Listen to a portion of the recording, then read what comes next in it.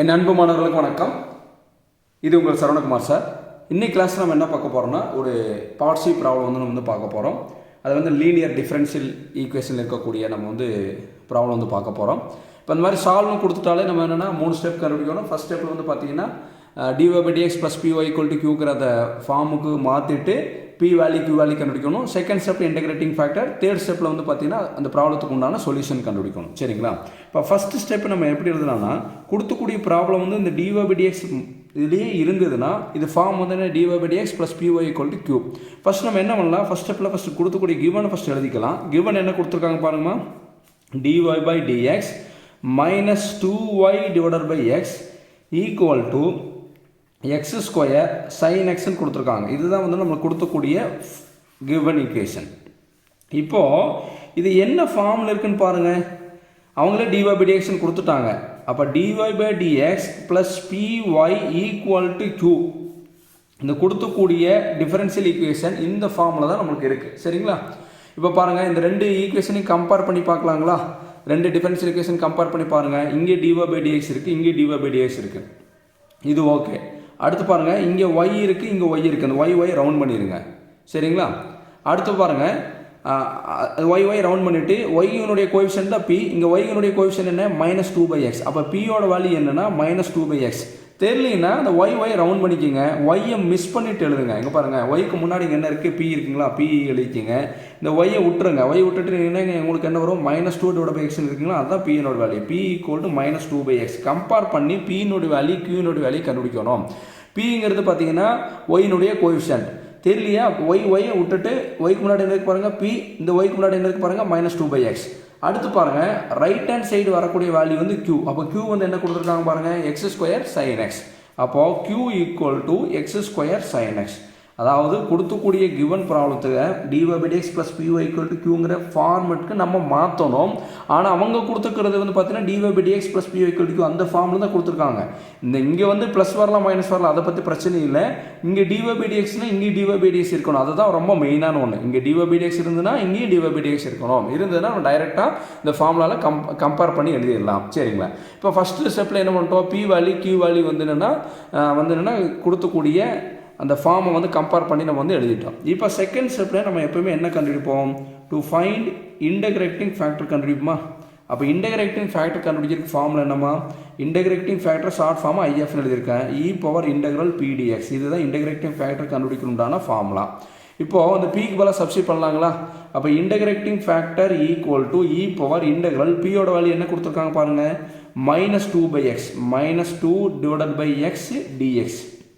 ஓகேங்களா? இப்போ நம்ம என்ன பண்ணலாம், அந்த -2 வெளியெடுத்துடலாங்களா? e⁻−2 வெளியெடுத்துட்டு ∫1/x dx.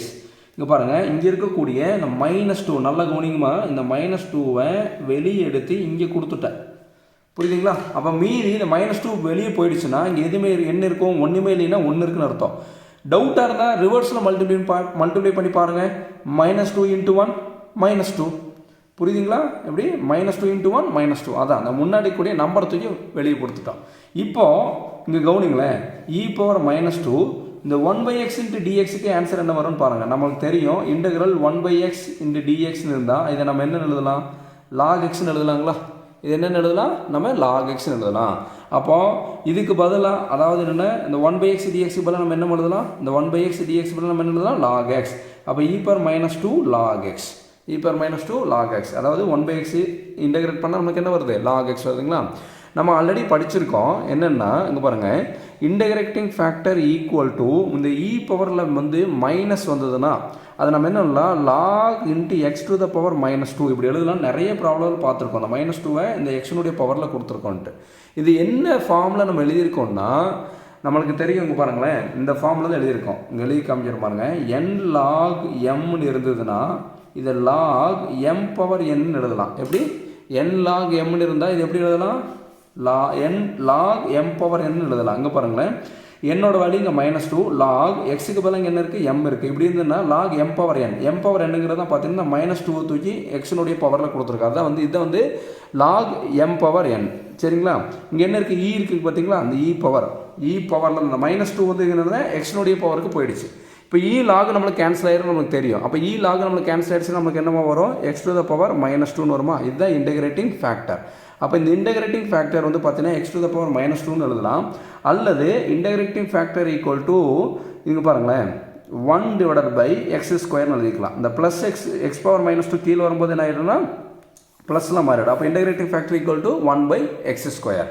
இப்போ மூணாவது ஸ்டெப்பில் நம்ம என்ன எழுதணும், சொல்யூஷன் எழுதணும். மூணாவது ஸ்டெப்பில் என்னென்னா the solution is என்ன formula, y into integrating factor, அடுத்து அதே மாதிரி q இன்ட்டு இன்டகிரேட்டிங் ஃபேக்டர். ஈஸியாக இருக்கிறதுக்காக நம்ம இப்படி ஞாபகம் வச்சுருக்கோம். அப்படியே y into integrating factor, q into integrating factor, அப்புறம் இன்டகிரல் வந்தால் இங்கே dx. ஏன்னா dx ஏன் கொடுக்குறோம், qங்கிறது ஃபங்க்ஷன்ஸ் ஆஃப் x, அதனால் dx கொடுக்குறோம். கடைசியில் வந்து ப்ளஸ் c. இதுதான் வந்து என்னென்னா ஃபார்முலா. இப்போ இந்த ஃபார்முலாவுக்கு தேவையானது நம்ம சப்ஸ்டிட் பண்ணலாங்களா. ஒய்க்கு வந்து என்னென்னா ஒய்க்கு ஒய்யே தான். இப்போ இன்டகிரேட்டிங் ஃபேக்டருக்கு பார்த்தீங்களா, அதுக்கோட ஆன்சர் என்ன, 1/x², 1/x² equal to integral க்யூக்கு பதில் என்ன வந்திருக்கு பாருங்கள், க்யூ வந்து RHS வேல்யூ என்ன வந்திருக்கு, x² sin x. அடுத்து இன்டகிரேட்டிங் ஃபேக்டர் நம்மளுக்கு என்னமா வந்தது, 1/x² இன்டகிரேட்டிங் ஃபேக்டர். dxக்கு dx தான், கடைசியில் இருக்கக்கூடிய c அப்படி எழுதிங்க. இப்போ பாருங்கள், இங்கே இருக்கக்கூடிய x²ம் டினாமினேட்டரில் இருக்கக்கூடிய x²ம் நியூமரேட்டரில் இருக்கக்கூடிய x² என்ன ஆகிடும், நம்மளுக்கு கேன்சல் ஆகிடும்.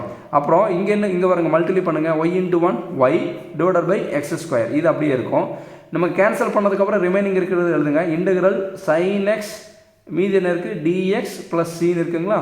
இப்போது நம்ம sin x இன்டகிரேட் பண்ணால் நம்மளுக்கு என்ன வரும்னு பார்க்கணும். y/x² ஈக்குவல் டு இந்த sin x-ஐ இன்டகிரேட் பண்ணால் நம்மளுக்கு என்ன வரும், -cos x வருங்களா, ப்ளஸ் c. இதுதான் கொடுக்கக்கூடிய கிவன் ப்ராப்ளத்துக்கு உண்டான ஆன்சர். இந்த -cos x எப்படி வந்தது, integral sin x dx answer தான் என்னென்னா நம்மளுக்கு வந்து -cos x. ஓகேங்களா.